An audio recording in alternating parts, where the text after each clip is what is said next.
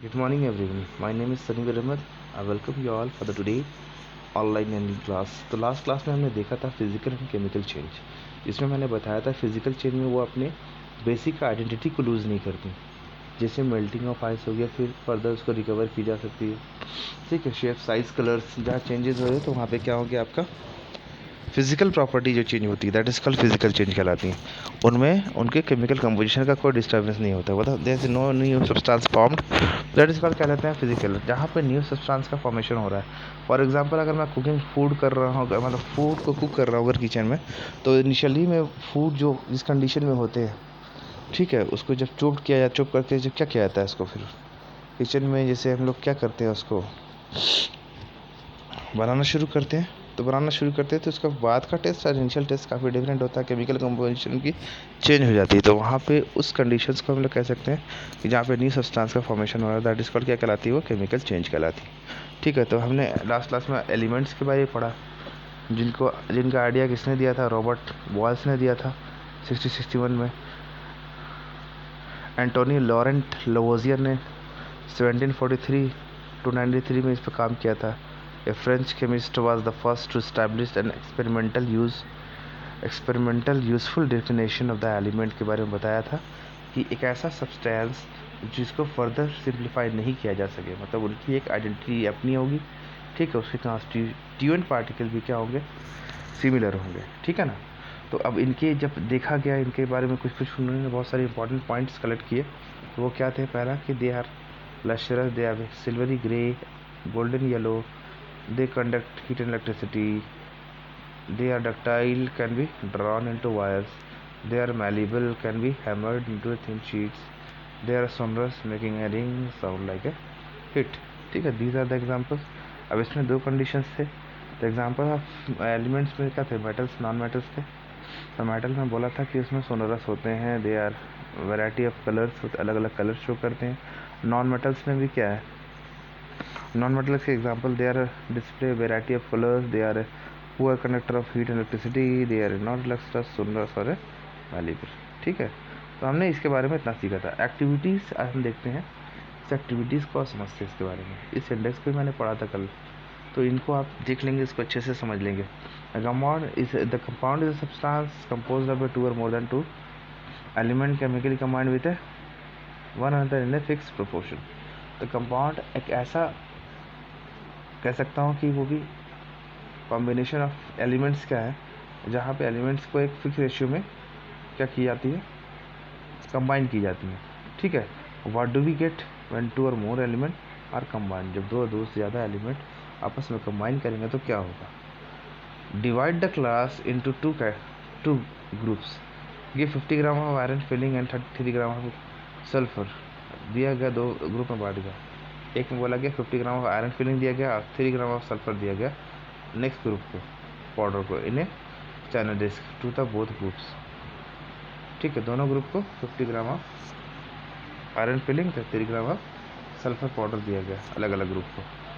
Mix and crush iron filing and sulphur powder, group को पहला group को बोला गया मिक्स करो और उसको क्रश करो। सेकेंड वाले को mix and crush iron filing and sulphur powder, heat this mixture strong till red hot, जब तक वो हॉट ना हो जाए।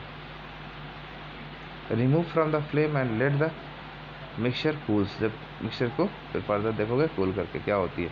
Group 1 and 2 check for a magnesium, हुआ क्या यहाँ पे, check for magnetism in the material obtained, bring a magnet near the material and clock check if the materials attract toward each other, compare the texture color of the material obtained by the groups, add carbon disulfide to one part of the material, obtain stir well and filter। ठीक है, उसके बाद क्या किया गया, उसको further mixture को मैंने कार्बन डाइसल्फाइड के सॉल्यूशन में डाला गया, स्टीयर किया, फिर इसको फिल्टर कर लिया। Add diluted sulphuric acid and diluted hydrochloric acid to the other part.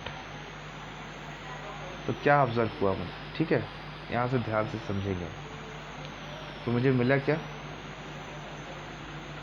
सबसे पहले मिक्सचर का और कंपाउंड का थोड़ा सा हम लोग ये कर ले, उसको डिफ्रेंशिएट कर सकें।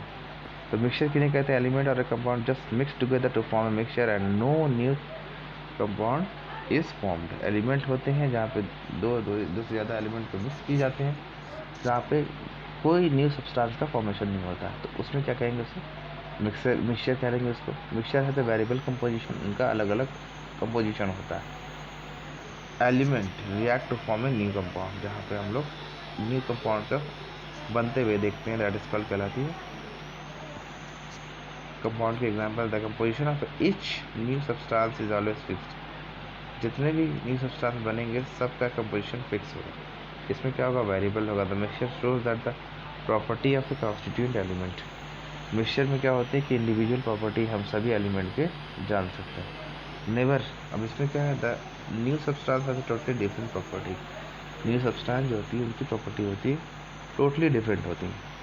The constituents can be separate Fairlie easily by the physical method. उनको अगर अलग की जाए फिजिकली हम लोग आसानी से कर सकते हैं, लेकिन यहाँ पे कंपाउंड वाले में आप फिजिकली उसको अलग नहीं कर सकते। The constituent can be separated only by chemical और इलेक्ट्रोकेमिकल रिएक्शन। ठीक है। The material obtained, note, teacher's supervision is necessary for the activity to perform all the above steps with both the element iron and sulfur separately. Now answer. Did the material obtained by the two groups look the same? Which group has obtained the material with magnetism property? Can we separate the component of the material obtained on other adding diluted sulfuric acid or a diluted hydrochloric acid? Did both the group obtain a gas? Did the gas is both the cases smell the same or a different? तो इसका हम answer हम तलाश करते हैं book के help से। चलिए फटाफट देखते हैं। तो यहाँ क्या बोला गया? The gas obtained by the group 1 is hydrogen. जो पहले ग्रुप में वो होते हैं हाइड्रोजन कहलाते हैं। It is a colourless, odourless and combustible. It is not advised to do the combustion test for the hydrogen in the class। ठीक है, तो क्लास में इसको करने के लिए मना किया जाता है। The gas obtained from the group 1 is a hydrogen, is a colorless, odorless and combustible. It is not advised to do combustion test for the hydrogen in the class। The gas obtained by the group 2, the gas obtained by the group 2 is hydrogen disulfide। Hydrogen sulphide मतलब H2S आपको मिलती है second वाले group में, H2S मिलेंगे आपको। ठीक है। It is a colourless gas with smell of rotten egg. कैसी होगी इसकी स्मेल? सड़े हुए अंडे के जैसा की स्मेल होती है। You must have observe that the product obtained by the both the group show different properties. अलग अलग प्रोडक्ट जो आपको डिफरेंट ग्रुप से मिल रहे हैं उनकी अपनी इंडिविजुअल प्रॉपर्टीज होगी, अलग अलग प्रॉपर्टीज होंगी। So the starting material were the same. Group 1 can carry out the activity involving physical change, whereas in the case of group 2, a chemical reaction has taken place. Material obtained by the group 1 is a mixture of a two substance। वहाँ पे क्या होगा? पहले वाले में देखेंगे तो आपको mixture of a two substance रहते हैं। The substance given are the example iron and sulfur। ठीक है। The property of mixture are the same as that of its constituents. जो उनके कॉन्स्टिट्यूएंट्स होते हैं उनसे उनका जो प्रॉपर्टी होता है वो सेम होता है। The material obtain bye group 2 is a compound.